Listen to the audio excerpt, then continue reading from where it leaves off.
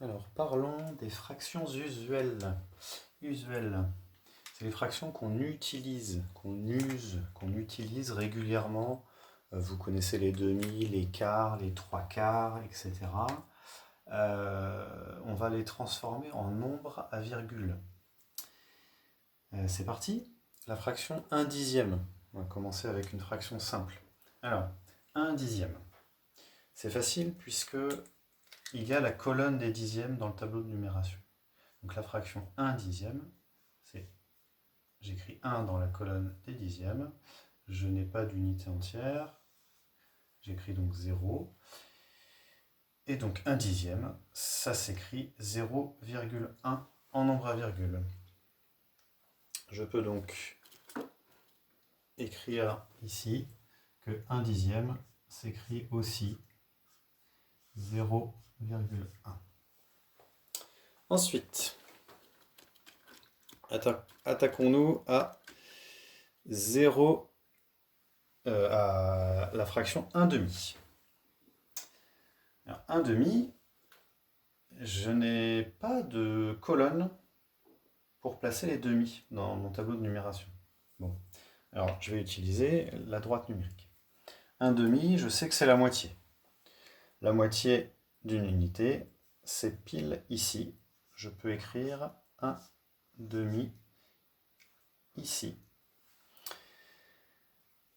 Cette unité est graduée en dixièmes. Je vérifie. 1, 2, 3, 4, 5, 6, 7, 8, 9, 10 dixièmes. Bien, 1 demi, ça tombe pile sur 1, 2, 3, 4, 5 dixièmes.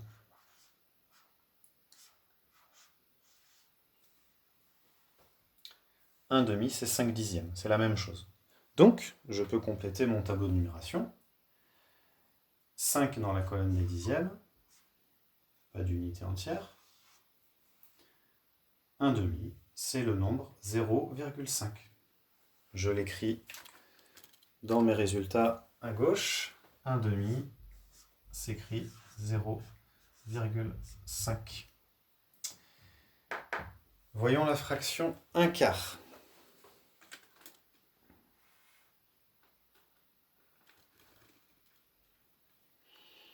Alors, pour la fraction 1 quart, je vais effacer mon demi.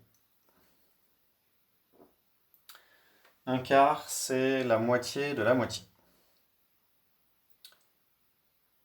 C'est-à-dire que je coupe mon unité en 4 par égale.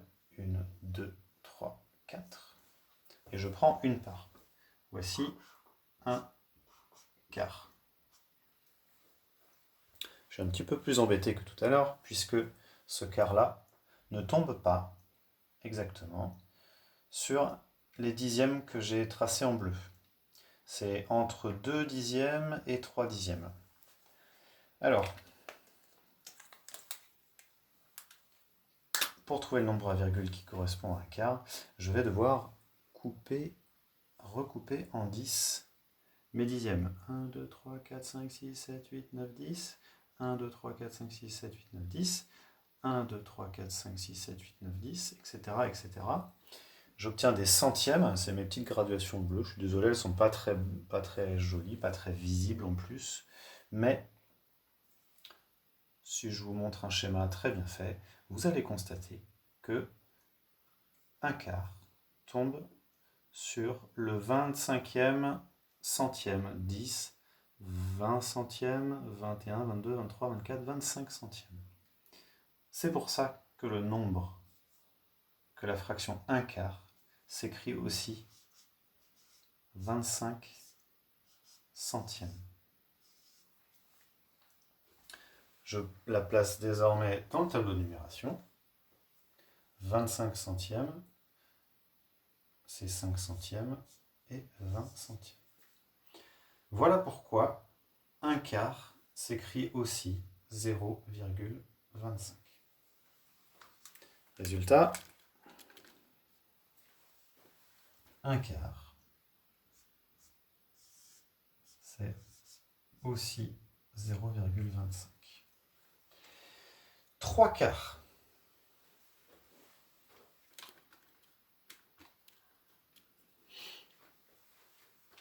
3 quarts, c'est ici.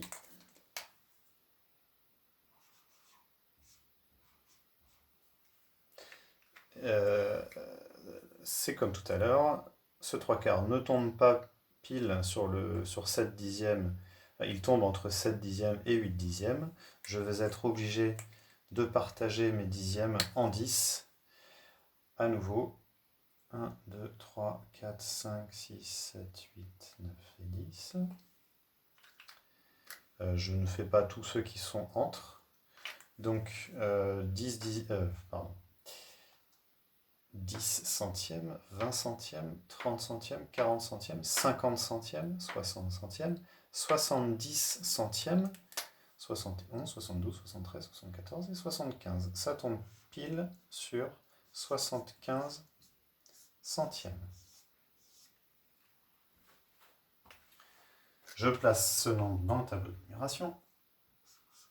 75 centièmes.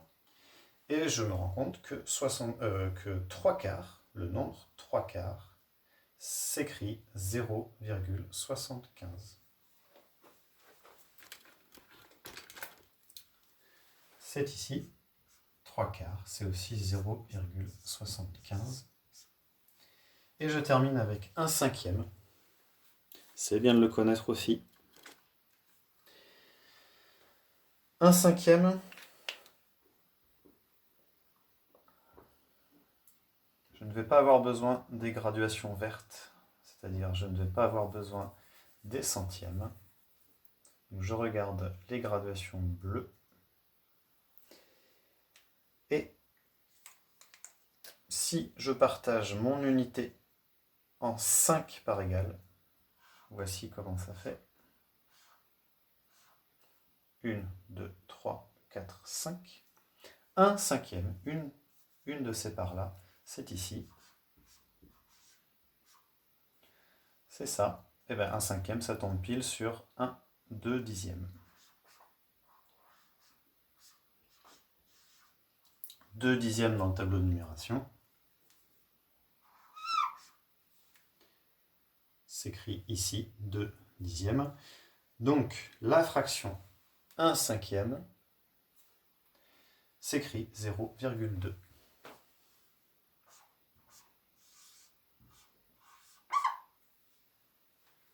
Je vais vous mettre une image en plus de cette leçon vidéo pour que vous voyez de près ce que ça donne pour les centièmes, c'est-à-dire pour l'explication du 0,25 et du 0,75.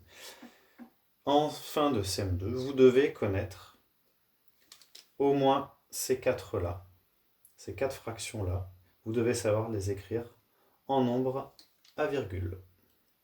Si je vous dis 1/2, vous me répondez 0,5. Si je vous dis 1/4, vous me répondez tout de suite 0,25.